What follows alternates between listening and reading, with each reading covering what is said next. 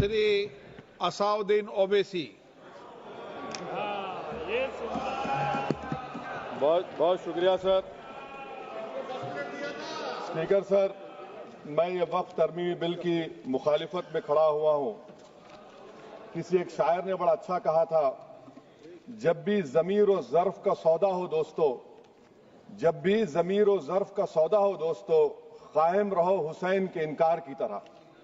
Sir, ये वक्फ तरमीमी bill Bharat के गयूर मुसलमानों के ईमान पर, इबादत पर एक हमला है। नरेंद्र मोदी की हुकूमत ने इस मुल्क की सबसे बड़ी अक़लियत के खिलाफ एक ऐलान जंग कर दिया, और ये जंग ना सिर्फ मेरे जिस्म पर है, बल्कि मेरी आज़ादी पर, मेरी समाजी और माशी मार्जिनलाइजेशन पर है, मेरी शहरियत पर है, मेरे मदरसे, मस्जिदों, खानखाहों और दरगाहों को निशाना बनाया जा रहा है। और ये हुकूमत सच्चाई को नहीं बयान कर रही है कि ये तरमीमी बिल से मुसलमानों का तहफ़्फ़ुज़, तरक्की और गुर्बत का खात्मा होगा। ये सरासर झूठ है। सर, अगर आप आइन के आर्टिकल 14 को देखेंगे तो उसमें लिखा हुआ है इक्वल प्रोटेक्शन। अब आप देख लीजिए सर कि हिंदू, सिख और जैन को और बौद्ध को उनके एंडोमेंट में तहफ़्फ़ुज़ मिलेगा, क्योंकि उनका एंडोमेंट बाय यूजर बरकरार है और उनका एडमिनिस्ट्रेशन उनके हाथ में होगा कि गैर हिंदू या गैर उनके मजहब का आदमी दान भी दे सकता है उनके लिए, और एंडोमेंट बोर्ड का तहफ़्फ़ुज़ भी मिलेगा, क्योंकि उसके ऊपर ओवरराइडिंग क्लॉज अप्लाई नहीं होगा, लिमिटेशन का कानून उस पर अप्लाई नहीं होगा। उसके बरक्स ऑपोजिट आप देख लीजिए, मुस्लिम वक्फ को वक्फ बाय यूजर निकाल दिया गया। एक मुस्लिम वक्फ की जायदाद पर कब्जा होगा, लिमिटेशन लगेगा तो जो एनक्रोचर है, जो खाबिज है, वो रातों रात मालिक बन जाएगा और एक गैर मुस्लिम वक्फ बोर्ड को एडमिनिस्टर करेगा। ये आर्टिकल 14 के इक्वल प्रोटेक्शन का वायलेशन। अब आर्टिकल 14 में सर इक्वालिटी बिफोर लॉ भी है, और उसका कैसा वायलेशन हो रहा है कि कोई आर्बिट्ररी स्टेप नहीं ले सकता और कोई भी ऑफिशियल किसी भी तरीके से गलत आर्बिट्ररी फैसला नहीं लगा। यहां पर आप एक डेजिग्नेटेड ऑफिसर को रखकर वो फैसला लेगा कि ये जायदाद वक्फ की है, गवर्नमेंट की है। क्या ये प्रिंसिपल्स ऑफ नेचुरलिटी के खिलाफ नहीं है जिसका तकर्रुर एग्जीक्यूटिव करती है? ये हमारे theory of separation of powers, Bharat के आइन का बेसिक स्ट्रक्चर का हिस्सा है। क्या इसका वायलेशन नहीं है?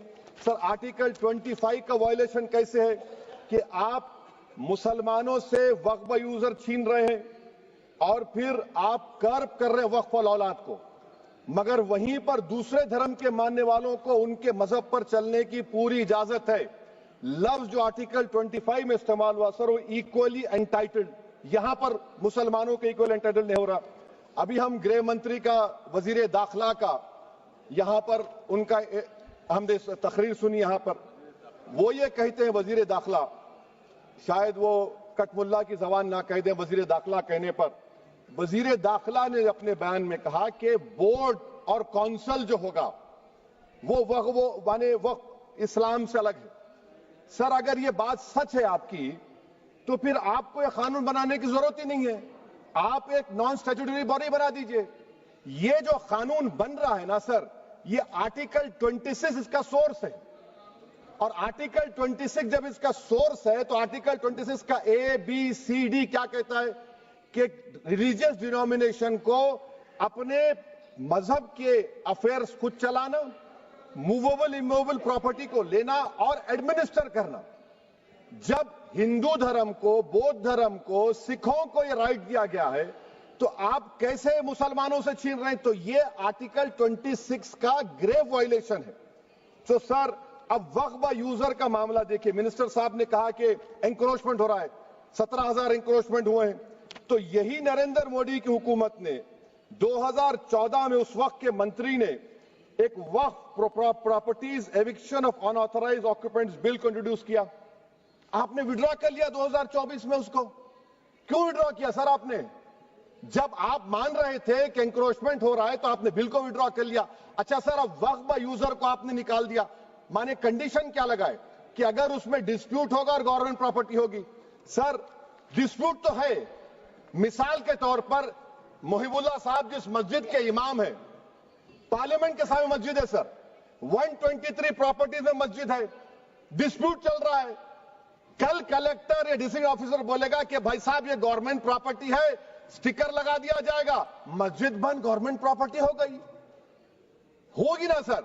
अब ये बताइए, आप जब से यहां पर पूरे बीजेपी रूलिंग पार्टी हमको ज्ञान दे रहे हैं कुछ नहीं होगा, कुछ नहीं होगा, मैं दलील के साथ बता रहा हूं आपको।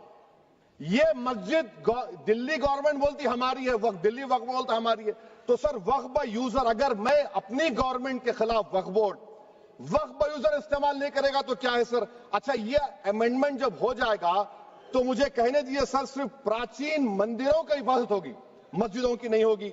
अब सर आप आ जाइए, अगर डिस्प्यूट मेरा एंशिएंट मॉन्यूमेंट से वक्फ का, एक मिसाल दे रहा हूं, दिल्ली में 172 वक्फ प्रॉपर्टीज एएसआई कंट्रोल में है, मैं तो हार ही गया वो, क्योंकि मेरे पास डॉक्यूमेंट नहीं है। आप कह रहे हैं कि डॉक्यूमेंट चढ़ाओ, अगर मेरा गवर्नमेंट से डिस्प्यूट चल रहा है मैं तो क्लेम ही नहीं कर सकता, क्योंकि आप जज बनेंगे, आप ही फैसला करेंगे, और जब तक आप फैसला नहीं करते वो वक्फ की प्रॉपर्टी नहीं होगी। वो प्रोविजन डाल दिया आपने।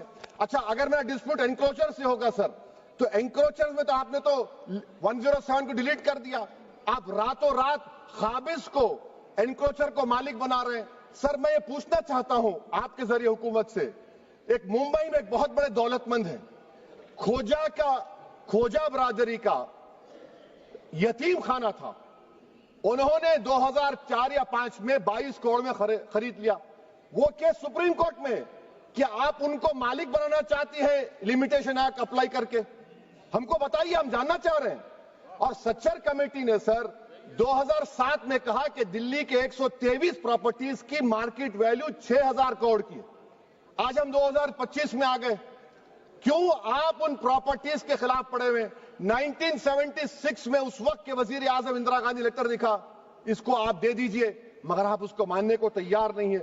तो सर और एक जो झूठ फैलाया जा रहा है, management empowerment efficient development, sir this bill takes any management from the hands of Muslims, disempowers the waqf in comparison to any other stakeholder, takes away the efficiency of administration and hampers development.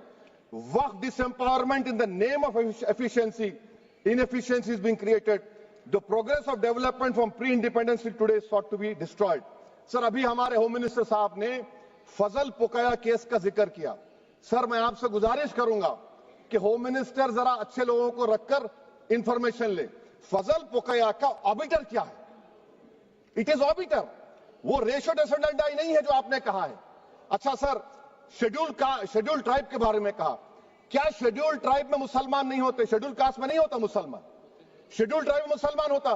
तो क्या article 25 मेरा चला गया, article 26 चला गया, article 14 चला गया, 15 चला गया, 29 चला गया? लक्षद्वीप का एक मुसलमान एमपी है, क्या उसको राइट नहीं है क्योंकि ट्राइबल है? क्या कह रहे हैं आप?